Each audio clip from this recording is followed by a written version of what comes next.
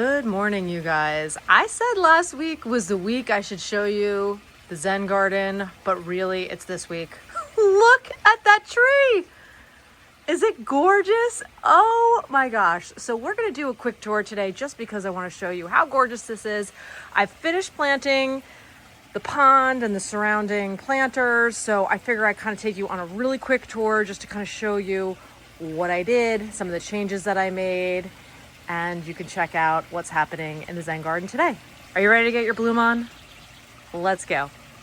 So for starters, can we all just appreciate the beauty and the architecture of the Japanese Snowbell tree? I mean, oh my goodness, this is stunning. Now I feel like it is a little too low because I have to get under there to deal with the pond equipment, but it's so gorgeous and I don't want to mess with with the look of it. It did just rain. We've had so much rain here in the last week that the tree's really getting weighed down, especially with the blooms and the moisture. But seriously, what a gorgeous, beautiful tree. I will tell you from experience that here in my Zone 6B garden, it blooms every other year, and it does make quite a mess in the pond.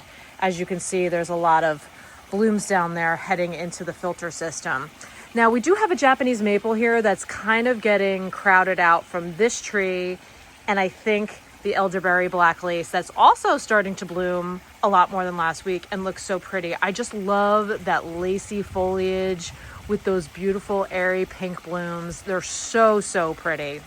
But I think the sheer height of it, we get some sunlight here during the day, and then this tree obviously blocks it from this side. So I think that maple is really starting to suffer. I'm gonna need to do some pruning when the season's done, but when their blooming season is done. But seriously, I mean, this is so gorgeous. I mean, you could see the pink mountain laurel in the background. You can see the rhododendron in the background. Really pretty. I actually spent the last week planting this pond. I know I had some plantings in here the last time we were together, but I have added a few more plants. So for starters, I added that colocasia back there, and a little bit of a funny story. So we have these fishing line going around in a spider web fashion to keep the blue heron out, because they have a pretty big wingspan and he's gonna have a hard time getting down there with that line, and other birds and wildlife can get in here and take a drink.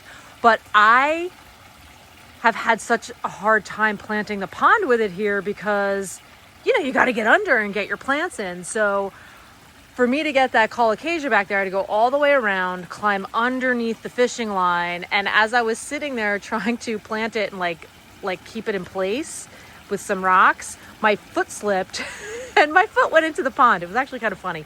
I'm sure I have it on my Ring camera footage because we have a Ring camera out here. So in case the heron comes and I see him, I can scare him away.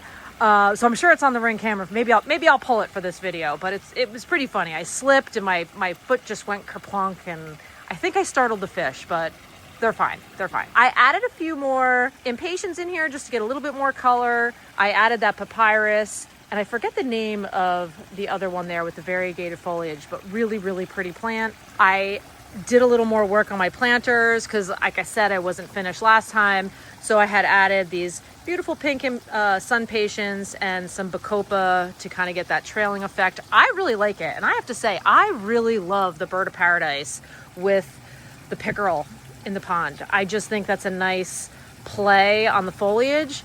And I love it with the lacy foliage of the elderberry black lace. So pretty. So I actually grow the bird of paradise as a houseplant. It is planted in this container in a black nursery pot, so I can easily just lift it out and bring it in. I don't really want it growing like crazy out here, and it probably will. As you can see, it's already getting new growth, but it looks so pretty in this garden with the pond. I can't believe I didn't think of doing it sooner. It does get hit with a little bit of sunlight, not a lot, but it does get a little bit, and it is super happy here. I also planted the pond with 2 water lilies. I put one there and one over there. Last year I had one here and I decided it wasn't really enough, so I put another one here, and I just fed them with a fertilizer so that we'll get a lot of blooms. Fish have been really happy since I planted up the pond. You know, they put out all their little bubbles and they've been eating the roots of the plants. Like, fish love vegetation. I also want to mention that this tree has quite the fragrance. I walk outside in the Zen garden and it just hits you and it's awesome. So I've actually come up with a new plan of what I want to do here moving forward. Because, you know, it kind of takes a few years to let a space marinate both inside your home and out. And so now that I've been here a few years and I'm getting a feel for how things grow and where the light hits and, you know, just seasonally how things work here in the gardens, I now know what I want to do. So I'm going to explain to you what I'm doing this year, and I'm going to kind of tell you what I'm thinking for next. So this year I decided to change out my planters. Last year I found those concrete planters in our backyard that I guess the former homeowner was using somewhere. We moved them here last year and I planted some hostas in them. They looked really good, but this year I wanted a little bit more like living art and architectural interest. So I added these boxwood topiaries, and I really, really love what they've added to the garden. Like, I just feel like it added that touch that this space needed. And so I'm thinking I want to add some more living art in this garden. Now, the problem is these stones get very hot, especially if it's hot, dry summer or even a hot, dry fall. So I'm really going to have to be mindful of making sure that they stay watered. But I'm thinking I want to put something there where that planter is, maybe over here like a low grower. And then there was one here years ago when we moved in, but it didn't survive. Seriously, hot, dry drought. And we were so new here, like I just wasn't even thinking of trying to like take care of it. So I think number one, the roots got cooked under all those rocks. And number two, I discovered there was a post and they had like a twine or something hanging around it, and it was like choking the plant. So I think the death of that plant was like twofold. So anyway, short of it is, got to be a little more mindful when we plant things just this year, but that's for next year. So this year, I decided to swap out all of my terracotta planters on this side of the gardens because I loved the way the concrete ones look. So I decided to kind of go with that neutral stone look of the planters. And I've decided that I don't want as many as I've done in the past. Like, I just really didn't know what I wanted to do here. I really wanted to fill the space before we started doing things. And, you know, as time has worn on, I really kind of want that more green look, a little bit more architecture, a little bit more living art. So we're going to start to work on that over the next like 2 years. And I would say by spring, summer 2027, this space is going to look dramatically different. It's going to be awesome. It's going to be a great evolution. So stay tuned. But let's talk about what I've done so far. So number one, I added these beautiful topiaries to my concrete planters. Love them. I am going to be setting up my drip irrigation to run to all these planters because it does get very hot here in the summer. They dry out very quickly. I run them every day in the summer, and that keeps my planters looking good all season long. In addition to fertilizing them, but setting up drip irrigation is totally key. So that lava statue, so cool, but it's like broken and messed up. We've decided we're going to replace it. Probably not this year, maybe next. It really bothers me that like the ends of the top are broken, but you know, we have it, it's there. It kind of hides a pipe that's there, and I'm not moving it until I find a replacement. So I bought a bunch of new planters. These are actually all resin because I want to leave them out all season long and I don't want to have to worry about covering them all. So when I was shopping around, I was looking for ones that looked a little bit more realistic. I did get a second one of these that I have. I'm going to pan over really slow over here because I love that one. It's so beautiful. Got it from Wayfair, and it's huge, really well made, and I love it.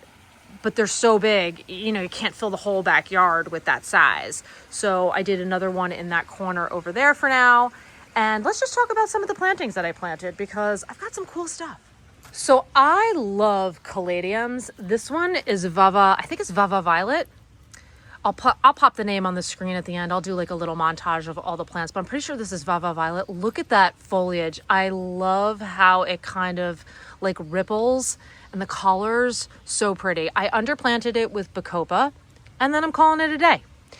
We're doing plays on pinks. So, and I do have like touches of purple in here. So I do have some geraniums, more Bacopa. This is some Angelonia. I've got some pink Sun Patience, Salvia, which is just getting ready to bloom. It's going to be purple. I've got some dahlias in here, some lobelia, more dahlias. They're getting ready to bloom. This is a new variety of supertunias. Really pretty. I just love the pink. And I actually just kind of want to focus more on shades of pink and purple this year. Last year I did more of like a peachy soft pink. This year I'm leaning into more of just an array of pinks and some purples. I've got a really pretty plant combination here that I definitely want to share with you. I love the play on the foliage, the purple blooms. Let me read you some of the varieties that I have growing. So I've got Sweet Potato Vine, Sweet Caroline, Medusa Black, Supertunia, Mini Vista Indigo. I've got some beautiful lobelia, Laguna Royal Lilac. And then I've got this Baby Tut as the thriller. I love the combination. It looks so pretty. Even though I'm focusing on more pinks here, I did want to play on more of the foliage that's going on in the background to kind of like draw your eye around. So I've got beautiful Japanese maple back there and your eye can kind of go from one to the other. I have that beautiful purple salvia in that corner and the blue lobelia. So you're kind of getting little touches of purple in like a sea of pink. And one of the reasons why I love pink back here is because of the stone. And then we've got this like, you know, bluish gray tone in the other decorative stone in the Zen Garden. And I just feel like it all kind of works. I have several planters that have begonias breaking through the surface. I have a couple different varieties growing here. I've got a hibiscus tree. This one is tie-dye. It's really pretty pink. It's just starting to bloom again.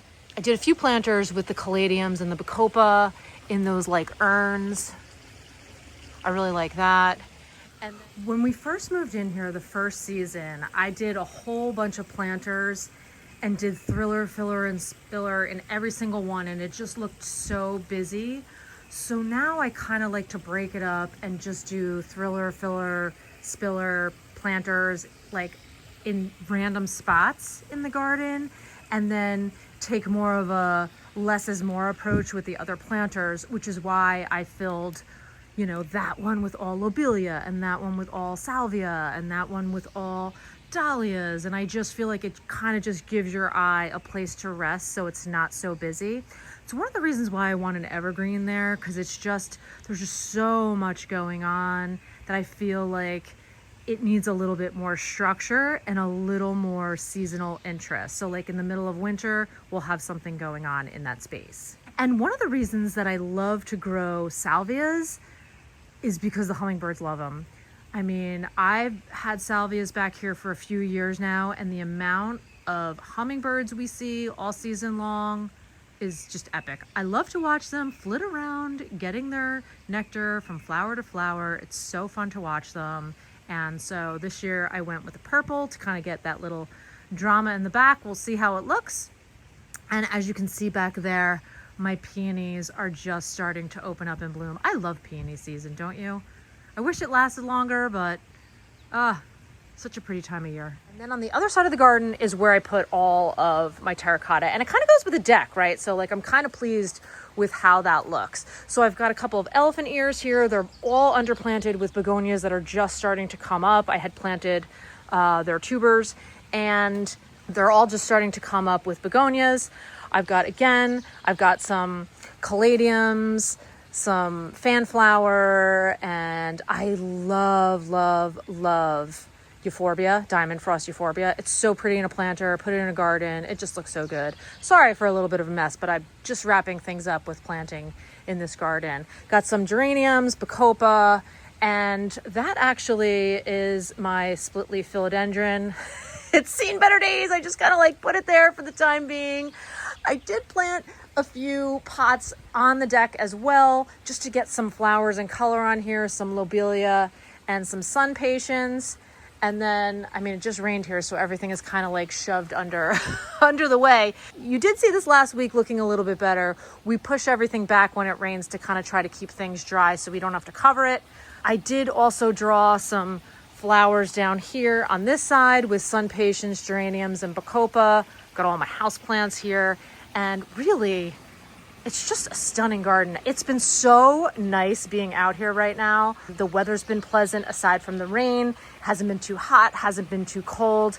And I am loving this space this year. We have been out here every single day when it's not downpouring and just enjoying the surroundings. It's fabulous.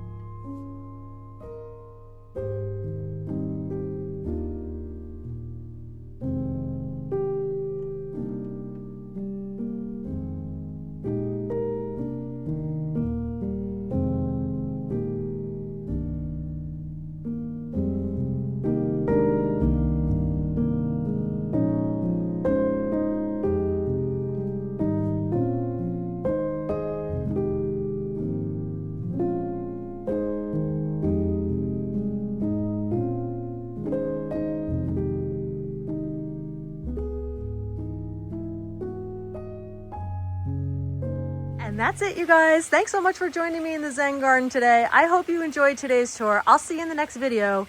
Enjoy a beautiful day.